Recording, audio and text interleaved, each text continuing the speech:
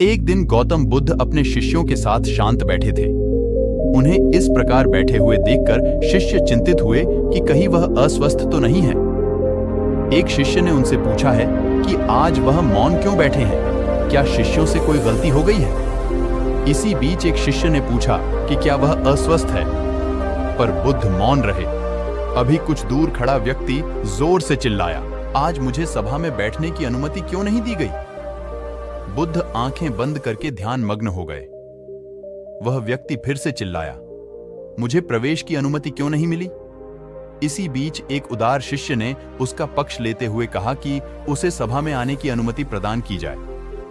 बुद्ध ने आंखें खोली और कहा, नहीं, वह अछूत है, उसे आज्ञा नहीं दी जा सकती। यह सुनकर शिष्यों को बड़ा आश्चर्य हुआ।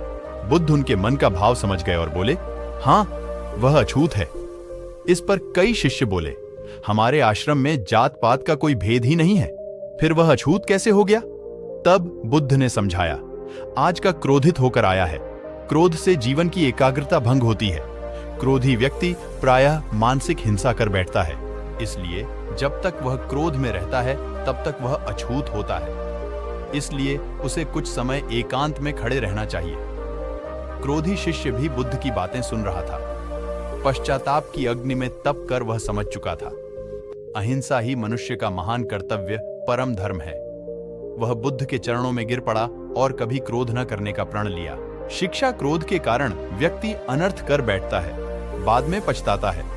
बाद में पछताने से कोई लाभ नहीं मिलता है। हमें क्रोध नहीं करना चाहिए।